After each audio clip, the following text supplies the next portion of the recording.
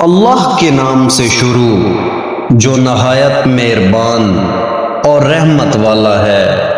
اے چادر اوڑھنے والے، رات کے تھوڑے سے حصے کے سوا قیام کرو، آدھی رات قیام کرو، یا اس سے کچھ کم کر لو یا اس پر کچھ اضافہ کر لو، اور قرآن خوب ٹھہر ٹھہر کر پڑھو۔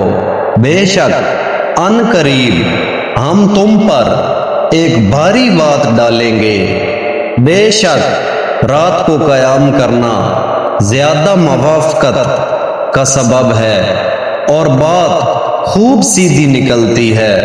بے شک دن میں تو تمہیں بہت سے کام ہیں، اور اپنے رب کا نام یاد کرو اور سب سے ٹوٹ کر اسی کے بنے رہو۔ وہ مشرق اور مغرب کا رب ہے، اس کے سوا کوئی معبود نہیں، تو تم اسی کو اپنا کارساز بناؤ اور کافروں کی باتوں پر صبر کرو اور انہیں اچھی طرح چھوڑ دو، اور ان جھٹلانے والے مالداروں کو مجھ پر چھوڑو اور انہیں تھوڑی مہلت دو۔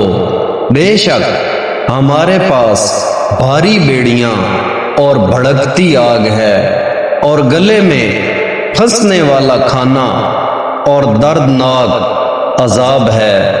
جس دن زمین اور پہاڑ تھر تھرائیں گے اور پہاڑ ریت کا بہتا ہوا ٹیلا ہو جائیں گے۔ بے شک ہم نے تمہاری طرف ایک رسول بھیجے جو تم پر گواہ ہیں، جیسے ہم نے فرعون کی طرف ایک رسول بھیجے، تو فرعون نے اس رسول کا حکم نہ مانا تو ہم نے اسے سخت گرفت سے پکڑا۔ پھر اگر تم کفر کرو تو اس دن کیسے بچو گے جو بچوں کو بوڑھا کر دے گا؟ آسمان اس کی وجہ سے پھٹ جائے گا۔ اللہ کا وعدہ ہو کر رہنا ہے۔ بے شک یہ ایک نصیحت ہے، تو جو چاہے اپنے رب کی طرف راستہ اختیار کرے۔ بے شک تمہارا رب جانتا ہے کہ تم اور تمہارے ساتھیوں میں سے ایک جماعت کبھی 2/3 رات کے قریب قیام کرتی ہے، اور کبھی آدھی رات، اور کبھی 1/3 رات۔ اللہ رات اور دن کا اندازہ فرماتا ہے۔ اسے معلوم ہے کہ اے مسلمانوں، تم ساری رات قیام نہیں کر سکو گے، تو اس نے اپنی مہربانی سے تم پر رجوع فرمایا۔ اب قرآن میں سے جتنا آسان ہو اتنا پڑھو۔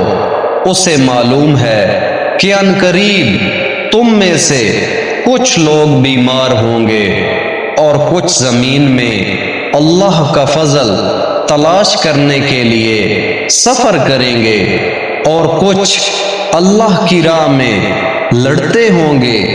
تو جتنا قرآن آسان ہو پڑھو، اور نماز قائم رکھو، اور زکوٰۃ دو، اور اللہ کو اچھا قرض دو، اور اپنے لیے جو بھلائی تم آگے بھیجو گے اسے اللہ کے پاس بہتر اور بڑے ثواب کی پاؤ گے، اور اللہ سے بخشش مانگو۔